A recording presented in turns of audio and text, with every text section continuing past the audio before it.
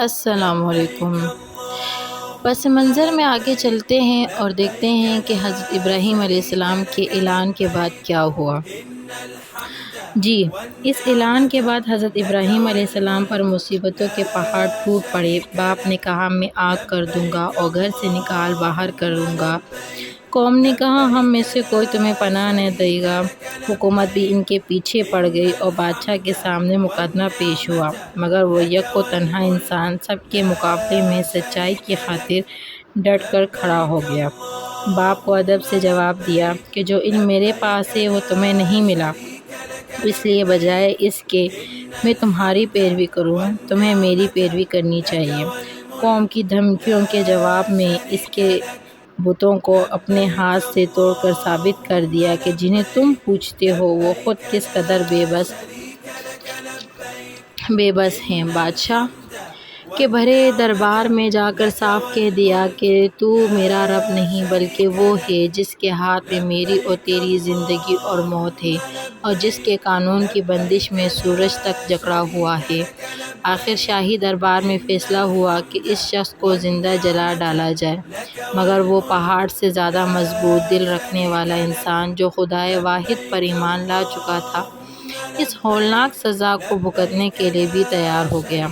پھر جب اللہ نے اپنی قدرت سے اس کو آگ میں جلنے سے بچا لیا تو وہ اپنے گھر بار، عزیز و اقارب، قوم اور وطن سب کو چھوڑ چھاڑ کر صرف اپنی بیوی اور ایک بھتیجے کو لے کر غریب الوطنی میں ملک کی خاک چھاننے کے لیے نکل کھڑا ہوا۔ جس شخص کے لیے اپنے گھر میں محنت کی گدی موجود تھی، جو اس پر بیٹھ کر اپنی قوم کا پیر بن سکتا تھا، دولت اور عزت دونوں اس کے قدم چومنے کے لیے تیار تھی، اور جو اپنی اولاد کو بھی اس مہمتی کی گدی پر مزے لوٹنے کے لیے چھوڑ سکتا تھا، اس نے اپنے لیے اور اپنی اولاد کے لیے جلا وطنی اور بے سر و سامانی کی زندگی پسند کی، کیونکہ دنیا کے جھوٹے خداؤں کے جال میں پھنس کر خود مزے کرنا اسے گوارا نہ تھا، اور اس کے مقابلے میں یہ گوارا تھا کہ ایک سچے خدا کی بندگی کی طرف لوگوں کو بلایا جائے اور اس جرم کی پاداش میں کہیں چین سے نہ بیٹھ سکے۔ وطن سے نکل کر حضرت ابراہیم علیہ السلام شام، فلسطین، مصر اور عرب کے ملکوں میں پھرتے رہے۔ خدا ہی جانتا ہے کہ اس مسافرت کی زندگی میں ان پر کیا گزری ہوگی۔ مال و زر کچھ ساتھ لے کر نہ نکلے تھے اور باہر نکل کر اپنی روٹی کمانے کی فکر میں نہیں پھر رہے تھے، بلکہ رات دن فکر تھی تو یہ تھی کہ لوگوں کو ہر ایک کی بندگی سے نکال کر صرف ایک خدا کا بندہ بنائیں۔ اس خیال کے آدمی کو جب اس کے اپنے باپ نے اور اس کی اپنی قوم نے برداشت نہ کیا تو اور کون برداشت کر سکتا تھا؟ کہاں اس کی آؤ بھگت ہو سکتی تھی؟ ہر جگہ وہی مندروں کی مہمنت اور وہی خدائی کی مداحی بادشاہ موجود تھے، ہر جگہ وہی جاہل عوام بستے تھے، ان کے جھوٹے خداؤں کے پھندے میں پھنسے ہوئے تھے۔ ان لوگوں کے درمیان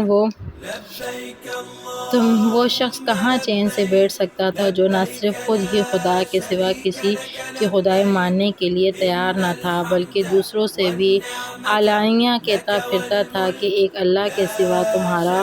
کوئی مالک اور آقا نہیں، سب صرف آقائی اور خدا کے بندے بن کر رہو۔ یہی وجہ ہے کہ حضرت ابراہیم علیہ السلام کو کسی جگہ قرار نصیب نہ ہوا،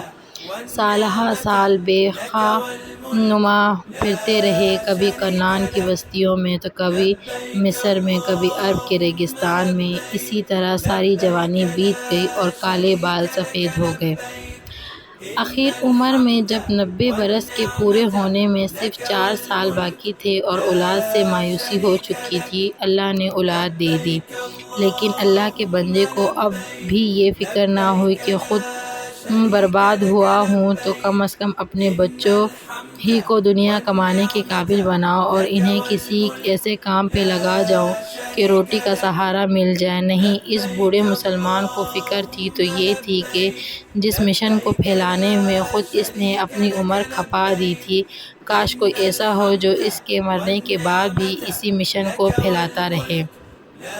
اسی غرض کے لیے وہ اللہ سے اولاد کا آرزومند تھا، اور جب اللہ نے اولاد دی تو اس نے یہی چاہا کہ اپنے کام کو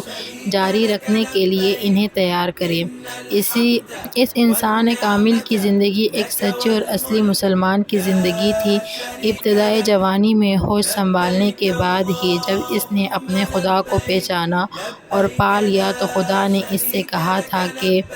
سلام لے آ، اپنے آپ کو میرے سپرد کر دے، میرے ہو کر رہ، اور اس نے جواب میں قول دے دیا تھا۔ ترجمہ: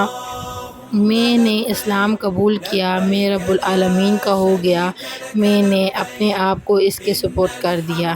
اس قول و قرار کو اس سچے آدمی نے تمام عمر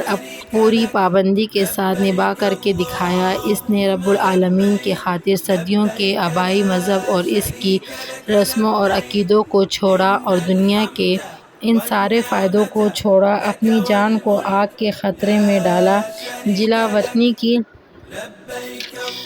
وطنی کی مصیبتیں سہی، ملک ملک کی خاک چھانی، اپنی زندگی کا ایک ایک لمحہ رب العالمین کی اطاعت اور اس کے دین کی تبلیغ میں صرف کر دیا، اور بڑھاپے میں جب اولاد نصیب ہوئی تو اس کے لیے بھی یہی دین اور یہی کام پسند کیا۔